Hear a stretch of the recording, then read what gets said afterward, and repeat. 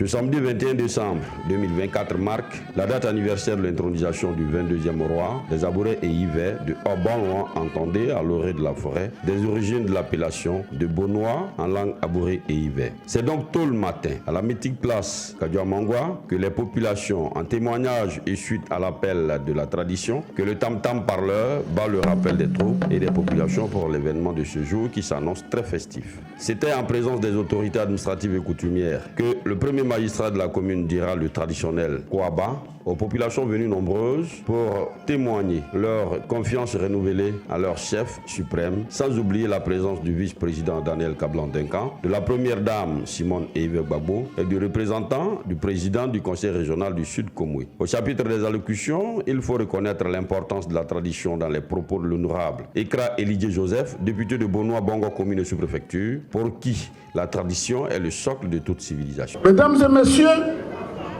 la société Abouré et Yvet repose sur 4 institutions, piliers essentiels. Ce sont la royauté, les familles claniques, les générations et les classes d'âge. Et enfin, le groupement des enfants des descendants des hommes des familles claniques, appelées ici Ma. À l'origine, Bonois comptait 7 clans. De nos jours, on dénomme 11 clans familiaux, desquels sont issus 38 tichès, les Eivevlé, tichès, les Ronvin, 4 chaises, les Obouivé, 4 chaises, les Koho, 1 chaise, les Adeseve, 3 chaises, les Tchancheve, 2 chaises, les Agbissi, 3 chaises, les Moho, 1 chaise, les Adjekapoué, 6 chaises, les Memre Yvet, 4 chaises, et enfin les Semri, 1 chaise. C'est le lieu de rappeler que le royaume Yvet, dans son organisation, repose sur des valeurs telles que l'organisation sociale, le système politique, les générations constituées en classes d'âge, les us aux coutumes, la solidarité aux frais funéraires ou un lien appien que partagent toutes les populations vivantes à Bonois. Pour les chefs des MAN, cet événement est une reconnaissance qui témoigne l'importance du règne de Orla Misankakou-Venance, vu les valeurs qu'il incarne dans la gestion du royaume Yvet. Voici donc quelques propos des populations de Bonois, mais en premier, le chef des MAN de Bonois, M. Elo Abli Alexandre, le Bliman de Koumachi.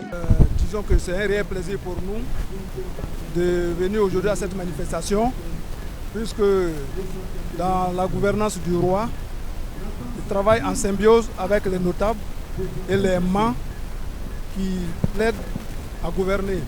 Après une gouvernance de 5 ans, il faut s'arrêter et faire le bilan. Donc, en quelque sorte, un bilan que nous sommes en train de faire aujourd'hui. Nous disons à la population de Bonois qu'il n'y a pas 2 rois, il n'y a pas 3 rois. Il y a un seul roi. Et que tous ensemble, nous devons nous mettre autour de lui pour gérer au quotidien le royaume de Yvet. C'est un grand jour pour les populations de Bonois. C'est un grand jour pour les Abouré et Yvet, parce que ce n'est pas donné à tout le monde de vivre ces temps de joie.